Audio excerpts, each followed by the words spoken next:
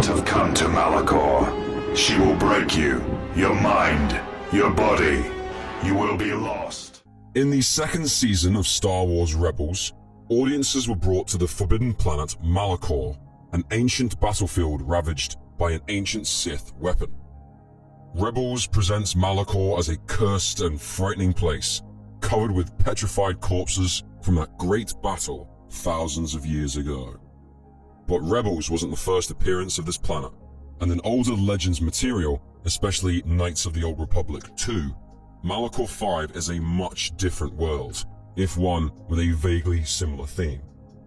This original version of Malachor was also tainted by a Sith temple, and was the cursed site of an ancient battle, but it was a much more terrifying world with a more complex history. In this video, we'll be comparing the two versions of Malachor and explaining why the original is so much more effective. As for why this planet is dead, the answer was beneath the surface in an ancient Sith temple. Malachor was the site of an ancient Sith superweapon, capable of petrifying massive numbers of living beings, turning them to stone and trapping their spirits forever. This weapon was used in the Great Scourge of Malachor, an ancient battle during the wars between the Jedi and the Sith, during which it misfired and petrified all living things on the planet, rendering it the cursed, desolate world we see by the time of Rebels.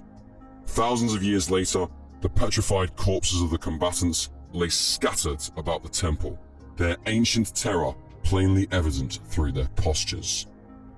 In Malachor's primary canon appearance in Rebels, the focus is less on the planet itself and more on the ancient superweapon, which is almost activated but ultimately destroyed by the crew of the Ghost. With that said, even though the focus isn't on Malachor itself, enough time is spent on it that the spookiness of the setting is appropriately conveyed. Something terrible obviously happened there, and the dead planet stands witness to atrocities that can scarcely be believed. In Legends, Malachor 5 was originally also a Sith world, but its devastation happened not in a battle between the Sith and the Jedi, but between the Jedi and the Mandalorians. Malachor 5 was the last battlefield of the Mandalorian Wars, the site of the confrontation between Revan's tattered fleet and what remained of the Mandalorian Armada. The fighting was fierce, and as in canon, at the height of the battle, a superweapon was activated, the Mass Shadow Generator. This device exploited local gravitational anomalies in the Malachor system, and it was deployed by the Republic with the intention of destroying the Mandalorian fleet. It did so much more. When the Mass Shadow Generator was activated, Malachor 5 was destroyed, rendered desolate and unrecognizable by the sheer force of the artificial gravity. The bulk of both fleets was crushed into its crust. The Mandalorians died. The Jedi died. In an instant, millions were ripped apart by the force of gravity, their screams echoing through the Force so loudly they could be heard from across the galaxy. Their suffering became part of the planet, and the planet itself became a wound in the Force.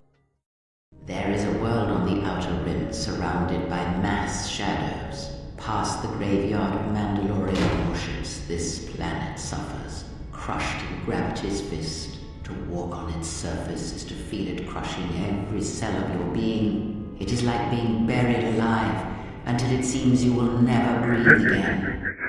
In the decade after the Mandalorian Wars, Malachor 5 was an unstable world. The planet itself had broken apart and reformed around the Mass Shadow Generator, and the mass shadows the weapons had created still existed, surrounding the planet with gravitational anomalies. The space all around the planet was choked with wreckage and corpses, and the blackened husk of the planet itself coursed with green lightning storms so fearsome they could be seen from space. Ships that strayed too close to the planet would be sucked down by the mass shadows and pulled through the planet's turbulent atmosphere before being rammed into Malachor's crust. Survivors of these crashes would find themselves in a hell beyond imagining, and only those strong enough in the Force to be able to rip a downed ship free of the mass shadows could ever leave the planet again. The surface of Malachor 5 was jagged and broken, dominated by spires of obsidian black rock and ravines that plunged impossibly deep into the planet, overshadowed by endless storms. Malachor's constantly shifting gravitational anomalies could be felt by any who walked on its surface, crushing the breath from their lungs in a sensation that Kreia compared to being buried alive. But the true horror of Malachor lay beneath this tortured surface. Deep within Malachor 5 lay the Traeus Academy, an ancient bastion of the Sith where the radical teachings of the true Sith remained. It was a tainted place, a nexus of the dark side, and it had thoroughly corrupted Malachor even before the Mandalorian Wars. Its influence amplified the suffering of those who had died in that final battle and affected the wound and the Force left by the battle as well. Because of the Traeus Academy, the wound at Malachor 5 did not heal, it grew. Thus, even 10 years after the Mandalorian Wars, the pain of that final battle was palpable to all who trespassed on Malachor. The agonized cries of those who died in that moment still screamed across its windswept surface, drowning out the Force itself. During the Jedi Civil War, the Sith brought captured Jedi to this planet to break them. They did this not through conventional torture, nor through some forgotten ritual, but by just dumping them on the planet's surface and forcing them to experience Malachor. Every last Jedi who came to Malachor either died or succumbed to the dark side, and even those in the latter category often lost their minds or even their humanity. Many of them became extensions of Malachor itself, part of the wound at the heart of the planet, and they became Sith assassins that fed on the Force. And Malachor's taint wasn't limited to the planet itself. The wound in the Force at Malachor became an echo that spread across the galaxy, and it worsened other wounds in the Force, such that the echoes became so loud that they threatened to deafen the entire galaxy to the Force. This was averted when Malachor 5 was destroyed and the wound was healed at the close of the Dark Wars.